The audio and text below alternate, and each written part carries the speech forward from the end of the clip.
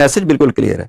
मेरा कंसर्न ये है कि हमारी डायरेक्शन ठीक है, लेकिन इसमें जिस चीज की जरूरत है ना, ये आप देख लीजिएगा कि आपको बाबर आजम दुनिया क्रिकेट का खिलाड़ी है, स्टार है, पाकिस्तान की स्ट्रेंथ है, उतने ही उसके सितारे गर्दिश में नजर आ रहे हैं। एक लेवल पे बंदा चला जाता है ना, तो उसके साथ टैकल करना, उसको हैंडल करना एक जूनियर से डिफरेंट तरीकेकार होता है। आप एकदम से नहीं उसको इग्नोर कर सकते।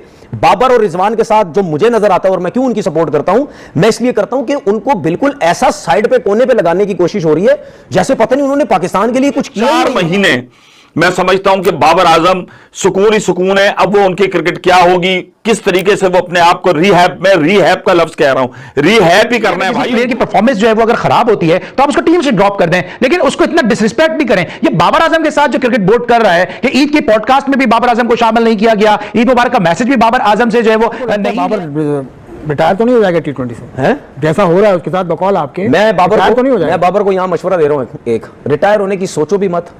आओगे पाकिस्तान टीम में वापस, जो लोग आपको पीछे करना चाह रहे हैं आएंगे, आप वापस आओगे, आप T20 क्रिकेट में ही आओगे वापस। ये भी आएगा वापस, रिजवान भी आएगा और शाहीन भी आएगा।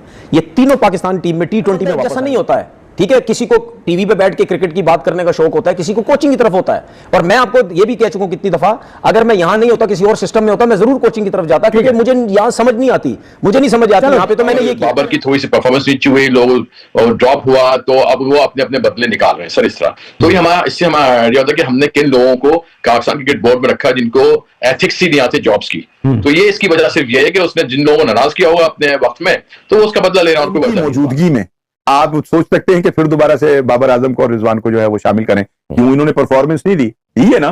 तो जब दी है तो मुझे तो लगता है कि अब इसके अंदर से तो हिलाने की जरूरत, उन्होंने बहुत दी, उन्होंने भी बहुत दी, लेकिन उससे कोई टाइटल नहीं। 6 महीनों तक बाबर पाकिस्तान की क्रिकेट की हिस्ट्री में, ठीक है, बाबर और रिजवान से ज्यादा किसी ने T20 में रन्स ही नहीं किए। चलेगा, ठीक है। दूसरी चीज, जब आप इस किस्म की रन्स को आप, सर सलमान अली आगा ने 20-22 T20 खेले हैं, 14 T20 खेले, 20-22 भी नहीं है, 14 से खेले, 15 भी नहीं खेले, 300 कुछ रन है। अपना ना अबू बना लेते हैं किसी को भी फौरी तौर के ऊपर, चाहे कुछ हो या ना हो उसके। अब आपने जनाब एक श्रीलंका बांग्लादेश के खिलाफ एक लूली लंगड़ी टीम के खिलाफ आपने सीरीज जीत के बगले डालने शुरू कर दिए, और उसके फौरन बाद ऐलान हुआ कि जी अब उनको वनडे का कप्तान भी बनाया जा रहा है। फिर पता चल रहा है कि जनाब उन्हें वो रेड बॉल का भी कप्तान बनाया जाता है। तो ये मैं ये समझता हूं कि ये दोस्त थे पाकिस्तान क्रिकेट के अंदर, यकजान दो कालिब, मतलब इधर बाबर भाई हो और वहां रिजवान भाई ना हो, तो रिज्जू भाई भी जो है उनके साथ भी प्रॉब्लम नजर आती है ना कि बाबर आजम 130 के स्ट्राइक रेट वाला पाकिस्तान टीम का कप्तान नहीं होना चाहिए, तो 125 वाला पाकिस्तान टीम का कप्तान क्यों बना हुआ T20 की टीम का? ये मेरा सबसे पहले सवाल। अगर मैं इस टाइम अगर बाबर की जगह पे होता, और अगर मेरे साथ भी ये चीजें हो रही होती कि इतना परफॉर्म करने के बाद अगर मुझे इग्नोर किया जा रहा है, मुझे बोला जा रहा है कि ये T20 का प्लेयर नहीं है, और पाकिस्तान की हिस्ट्री में सबसे ज्यादा रन मैंने किए हुए हो, एवरेज 40 की एवरेज और 130 के स्ट्राइक रेट के साथ दूसरा रिजवान, तो भाई मैं भी यही सोचूंगा कि यार मतलब ये क्या हो रहा है। शाहीन की मेरा ख्याल है अभी तो वो मिड 20s में होगा, या उस 24-25 साल में भी इतना ही होगा ना। वो इस एज में जब उसके आगे सामने पूरा कैरियर पड़ा है, वो इस किस्म की चे हरकतें करके क्यों यार ये अपने सिर पे जिसे कहते हैं गंद। 5 सालों में बाबर, रिजवान, शाहीन पाकिस्तान टीम में हर फॉर्मेट में खेले हैं, लेकिन फिलहाल जो परफॉर्मेंस रही है इंटरनेशनल क्रिकेट काउंसिल के इवेंट में टीम पाकिस्तान की और पाकिस्तान क्रिकेट बोर्ड को काफी तनकीद का सामना करना पड़ा है, और उस तनकीद के तनाजुर में पाकिस्तान क्रिकेट बोर्ड ने नए खिलाड़ियों के साथ खेलने का फैसला किया, और उसकी एक झलक हमने बांग्लादेश के खिलाफ से। ये चक्कर है कि वो उनकी परफॉर्मेंस जब वो बाहर रहेंगे और उसके बाद वनडे होगा, वनडे में उनकी क्या अप्रोच होती है, सिलेक्शन कमेटी कैसे उनको देखती है, अपनी खोई हुई फॉर्म को दोबारा कैसे ला पाते हैं, मॉडर्न डे क्रिकेट कैसे अपनाते हैं। होता कि आप सिर्फ प्लेयरों के लिए तलवार लटकी हुई होती है, प्लेयर टीम हारे, वर्ल्ड कप में हारे, किसी इवेंट में हारे, टीम से प्लेयर फारिग, सही है, लेकिन जो मैनेजमेंट होती है उसको एक जगह से हटा के उठा के कहीं और रख दो, उधर से हटा के कहीं और डाल दो, कि मैनेजमेंट पे कोई बात ना है। जय हिंद, वंदे मातरम। दोस्तों स्वागत है आपका और एक नए वीडियो में। दोस्तों बाबर आजम को पीसीबी ने लात मार के निकाल दिया है, बाबर आजम के साथ मोहम्मद रिजवान को भी निकाल दिया है। तो दोस्तों अभी पाकिस्तानी मीडिया में ये खबरें चल रही है कि बाबर आजम इसके वजह से रिटायरमेंट लेने की सोच रहा है। तो दोस्तों ये खबर सुन के तनवीर अहमद बौखला गया है। आइए देखते हैं इस वीडियो में तनवीर अहमद का क्या रिएक्शन है। चैनल पर नए हैं तो सब्सक्राइब करके बेल आइकन जरूर दबाइए, वीडियो को अंत तक देखिए। मैं मिलता हूं आपको वीडियो के अंत में। 6 महीनों तक बाबर रिजवान को भूल जाएं।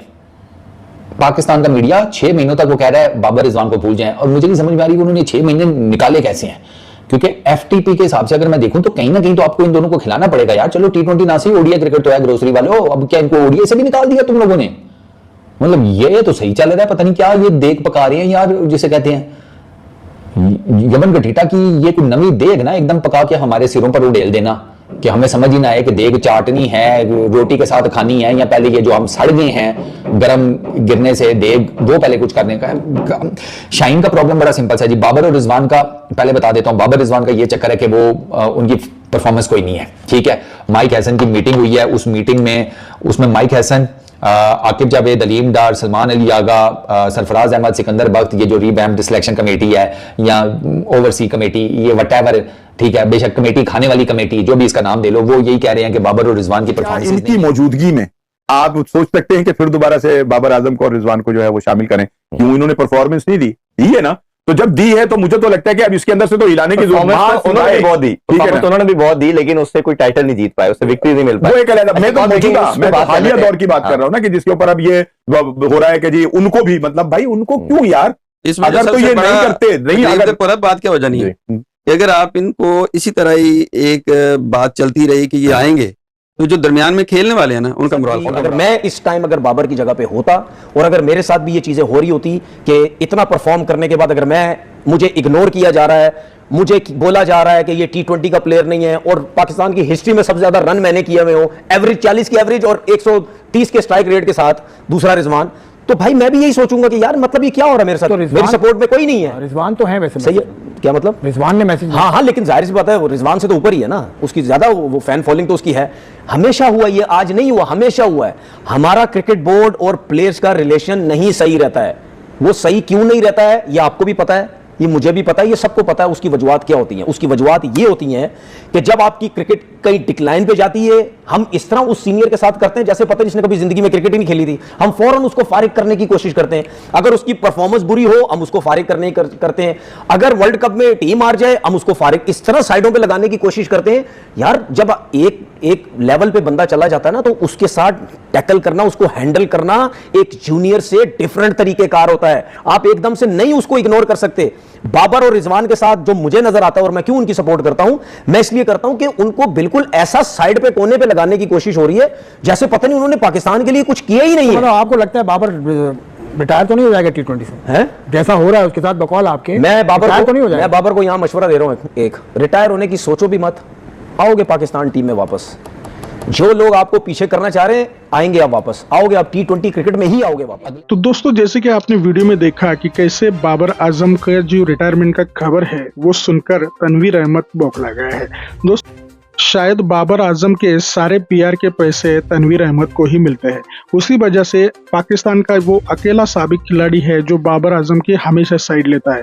बाबर आजम को कोई कितनी भी गालियां दे दे या फिर उसको कितना भी क्रिटिसाइज कर दे, एक ही बंदा तो उसके साथ खड़ा रहता है, वो है तनवीर अहमद। दोस्तों ये तनवीर अहमद तो भारत के बारे में हमेशा कुछ ना कुछ गालियां बकता है, और हरभजन को भी एक बार उसने ऑनलाइन चैलेंज कर दिया था, तो हरभजन ने उसकी अच्छी पट्टी लगाई थी। तो दोस्तों ये तनवीर अहमद हमेशा बाबर की साइड में लेता है, लेकिन बाबर एक मीडियोकर खिलाड़ी है जो पीआर के दम पे बना हुआ है।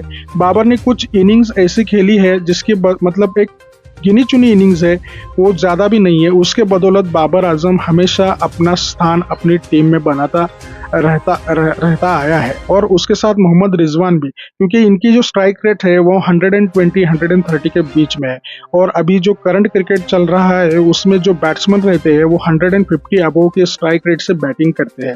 तो दोस्तों आज के क्रिकेट की पेस ये खिलाड़ी मैच नहीं कर पा रहे हैं, इसलिए वो आउटडेटेड हो गए। लेकिन तनवीर अहमद हमेशा इनकी साइड लेके कुछ ना कुछ बकता ही रहता है। तो दोस्तों बाबर आजम की बैटिंग के बारे में आपकी क्या राय है ये कमेंट में जरूर बताइएगा।